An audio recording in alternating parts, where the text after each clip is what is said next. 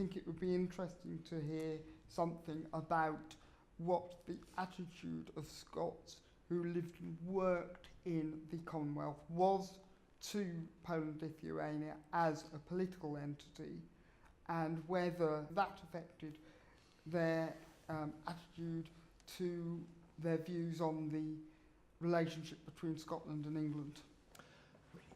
It's an interesting question.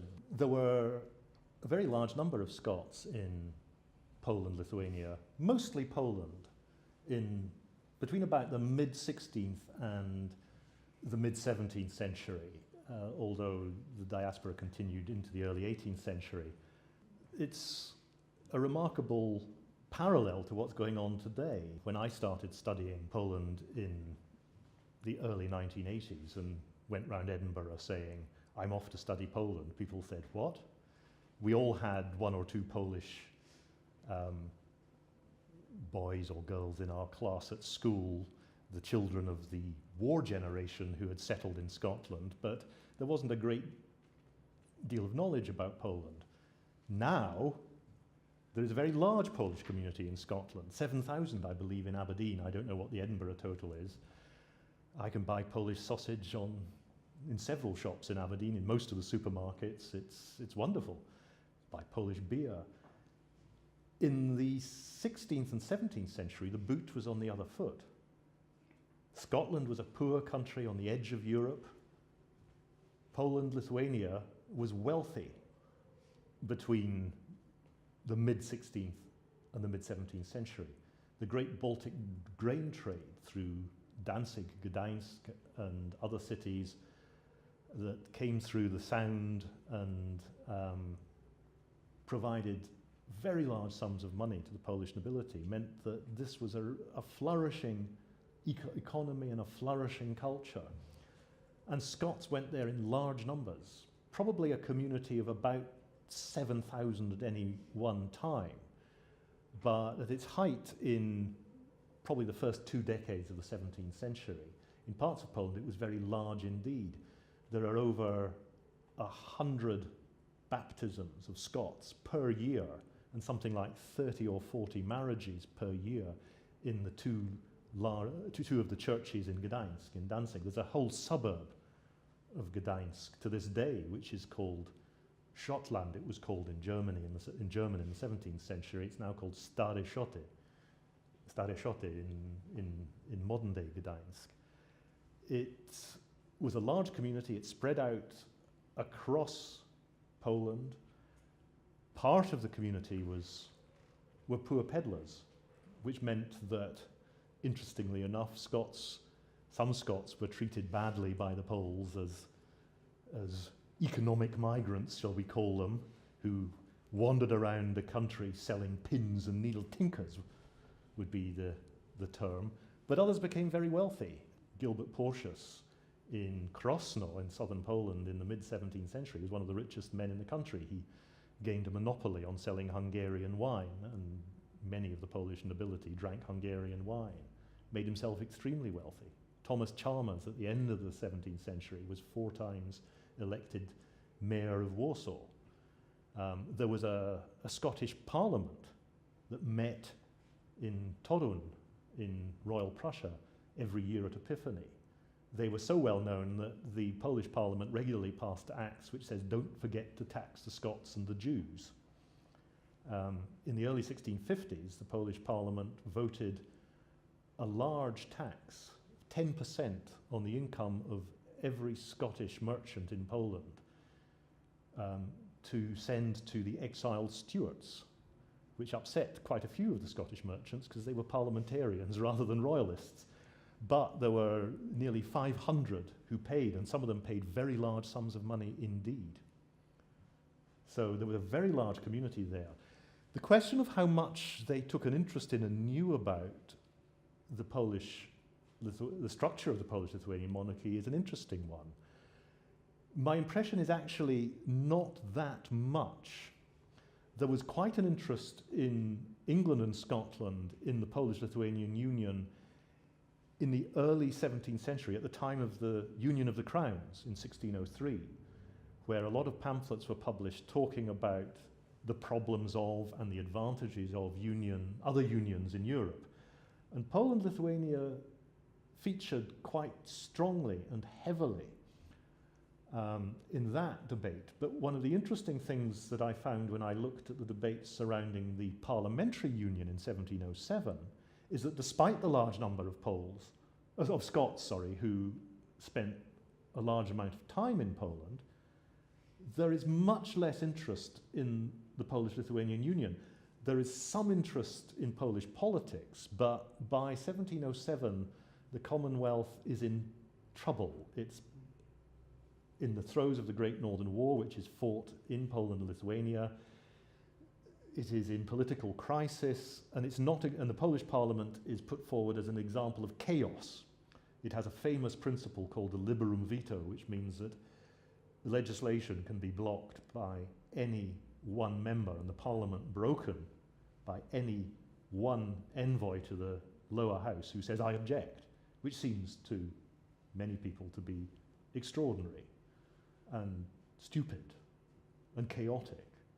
And perhaps for that reason, although there's quite a substantial reporting of Polish politics, there's not much interest in the structure of the Union.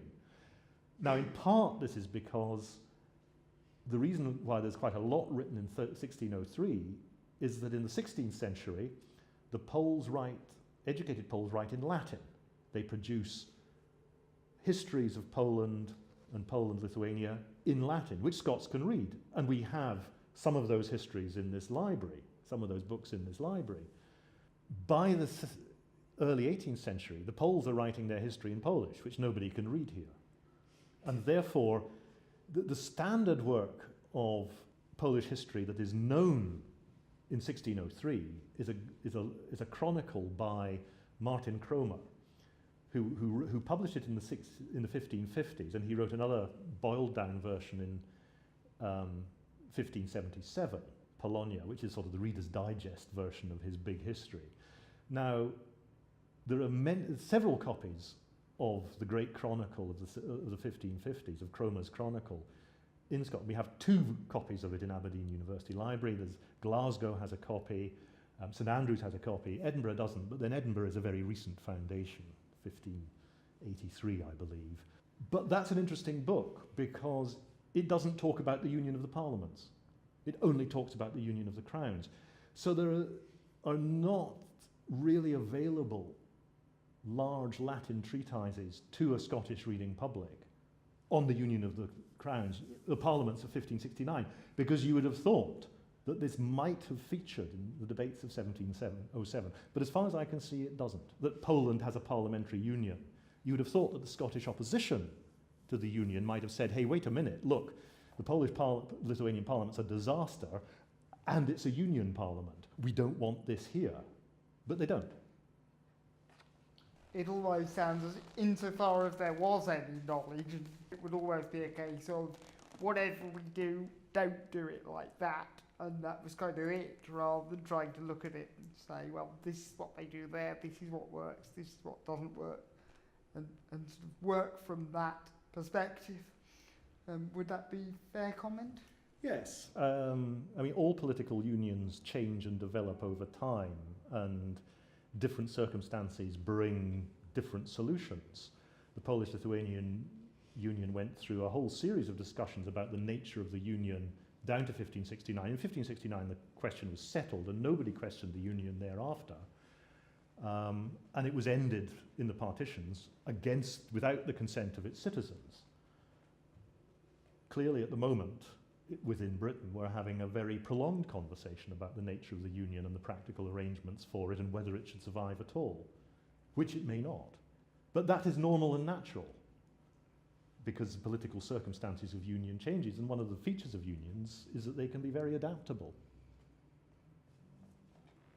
I'm aware that obviously you yourself have spent time in Poland, a lot of it while studying. What I wondered was, moving away somewhat from your sort of professional and academic expertise, whether you might be able to say something about how Poles living in Poland view the shared history and historic relationship between Poland and Scotland? I think the view of Scotland and of the Scots is very positive in Poland. There is an awareness of the Scottish migration to Poland, and Polish academics have taken quite an interest in it. You can still see remnants of it today. They've just put up a statue of Gilbert Porteous in Krosno. There's an interest particularly in cities where the Scots lived in large numbers, like Gdańsk. And you can still open the Warsaw telephone directory and find Scottish names in. One of Poland's greatest modern composers is a man called Tadeusz Baird, who I believe is descended from Scots who migrated in the early modern period. But going to Poland I first went there in 1979 under the communist government and spent 2 years living there in the early 1980s. The perspective that, as I said earlier, Scots live next door to a large assertive neighbour and Poles live next door to a large assertive neighbour Russia had effectively destroyed the Polish state with Prussia and Austria in the late 18th century. Russia, the Soviet Union, was dominating Poland in the early 1980s, so there was a feeling that we had a mutual shared historical situation, shall we say. The Poles had spent a lot of time fighting the Russians and losing. The Scots had spent a lot of time fighting the English and losing, and so one sat around in people's rooms in student residencies singing sad songs about lost battles, which both countries do. Polish and Scottish songs all tend to start with the chord of A minor. So yeah, very positive interest. There was an awareness. Many Poles had relatives who had emigrated to Scotland during the Second World War, who had settled in Scotland. There were contacts and links. Scotland was very positively regarded, as I hope Poles are very positively regarded in Scotland today. I think they are. I think they often are. They often are. I'm old enough to remember Wojtek the bear in Edinburgh Zoo, who I was taken to see when I was very young, who died in 1963, and now I'm delighted to say there's a statue of him in Princes Street Gardens. Yes, we have done some work on that for this project actually, so excellent. It is interesting to hear you say that.